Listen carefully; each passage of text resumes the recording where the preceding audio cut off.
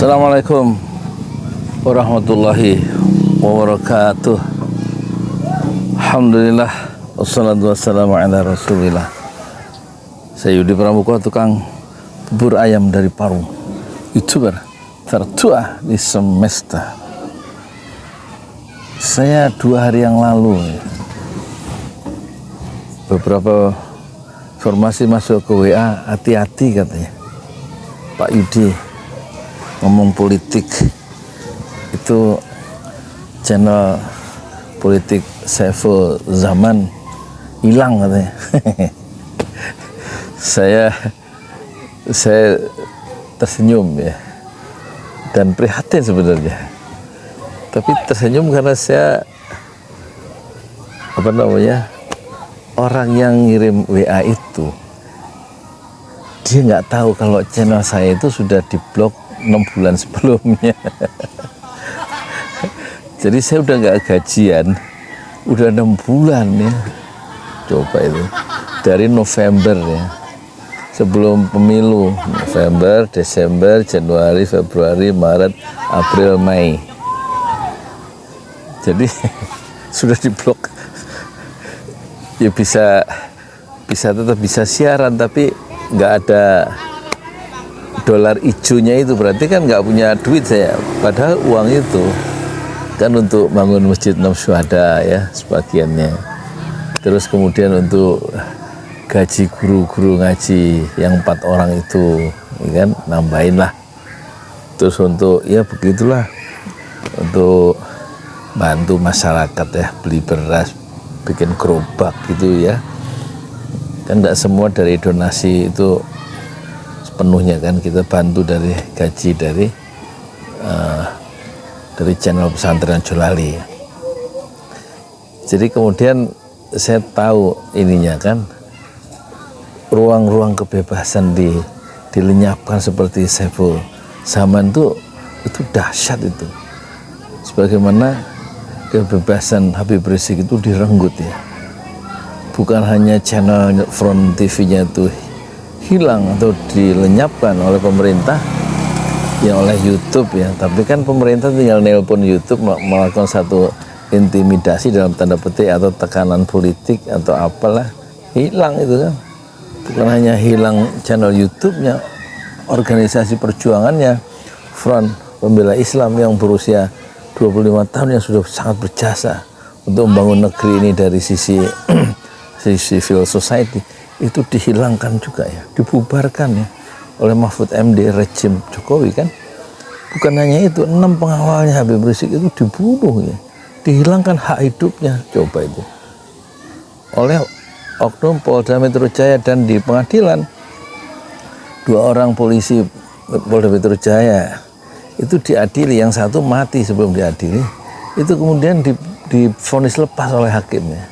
Vonis lepas itu maksudnya 2 polisi itu terbukti melakukan tindakan pidana tapi tidak bisa di penjara, harus dilepas karena mereka, kata hakim, itu mereka melakukan pembelaan diri.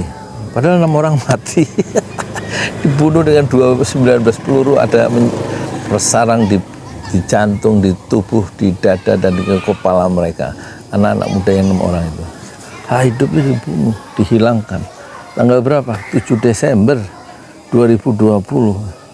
Bukan hanya itu, Habib Rizik menurut salah seorang pengikutnya sudah menghitung, sudah 14 kali dia mendapatkan percobaan pembunuhan Habib Rizik Syihab, dan hampir dia dibunuh, disergap ya di kilometer 50 kalau tidak dihalang-halangi, dibela oleh 6 laskar Front Pembela Islam, santri dari Habib Rizik, dari FPI yang gagah, berani, dan perwira itu.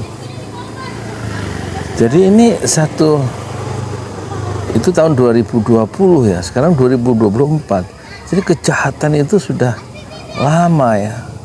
Sekarang kejahatan itu menimpa Saiful Zaman channel, dan itu akan merambat kemana-mana nanti. Apalagi kalau Prabowo bilang, kita mau kerja, jangan diganggu. Kalau nggak mau kerja sama ya jadi penonton yang baik. Maksudnya kalau jadi penonton yang baik dan nggak mengganggu, berarti kalau ada korupsi masa nggak kita ganggu. Kalau ada deviasi dalam satu keputusan politik, dalam prakteknya menyimpang, masa nggak kita ingatkan, nggak kita ganggu supaya kembali ke jalan yang benar, sesuai dengan konstitusi, paling nggak sesuai dengan janji-janji proklamasi yang 4 alinea itu kan, iya nggak? Jadi momentum matinya channel Saiful Zaman Channel itu sebenarnya titik yang krusial loh sebenarnya. Kalau saya sih nggak apa-apa lah ya, tapi orang sekualitas, seberani dan seterbuka Saiful Zaman, ya kan, yang pernah datang ke rumah saya itu, saya ketawa juga dia datang. Orang yang hebat mendatangi seorang tukang donat waktu itu. Saya waktu tukang donat, sekarang bubur ayam itu gerobak saya.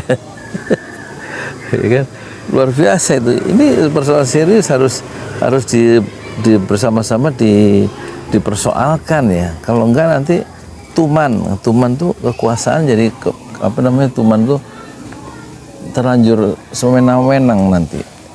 Ini satu tanda ini pemerintahan baru itu akan lebih jahat ya. Karena apa? Prabowo atau orang-orang Prabowo dan orang Gerindra itu seolah-olah tidak tahu ya, seolah-olah mendiamkan kasus-kasus seperti ini. Itu berarti kalau politisi-politisi yang katanya menjunjung kebebasan berpendapat menjadi bagian dari membangun pilar demokrasi yang lebih matang, tapi berdiam diri terhadap lenyapnya kebebasan berpendapat sebagaimana lenyapnya Saiful Zaman Channel, itu sungguhnya mereka bagian yang akan membunuh ya, meruntuhkan pilar demokrasi. Salah satunya adalah kebebasan berpendapat. Jadi tampaknya ini harus lebih Saiful Zaman bukanlah derita seorang pribadi ya. Dia adalah derita demokrasi kita ketika salah satu pilar demokrasi, kebebasan berpendapat itu dilenyapkan di depan mata kita. Sebentar lagi kita lihat channel Refli Harun itu lenyap, channel Najwa Shihab lenyap, channel Bambang Wijoyanto lenyap, channel Novel Baswedan lenyap, Novel Akbar Faisal lenyap, ya, channel siapa lagi, Babe Aldo lenyap, dan channel Gus Nur sudah lenyap lebih dulu. Gus Nur, kritik yang paling frontal dan paling sarkastis ya, itu dengan mudah dilenyapkan channelnya dan dijebloskan sang konten kreator Gus Nur itu, kemudian ditutup besi itu, denting besi penjara itu. Sampai sekarang pintu besi itu belum terbuka. Saya Yudi Pramuko, tukang donat, tukang bubur ayam dari para YouTuber tertua di semesta fasbir sabran jamila. Bersabarlah dengan kesabaran yang indah. Assalamualaikum warahmatullahi wabarakatuh.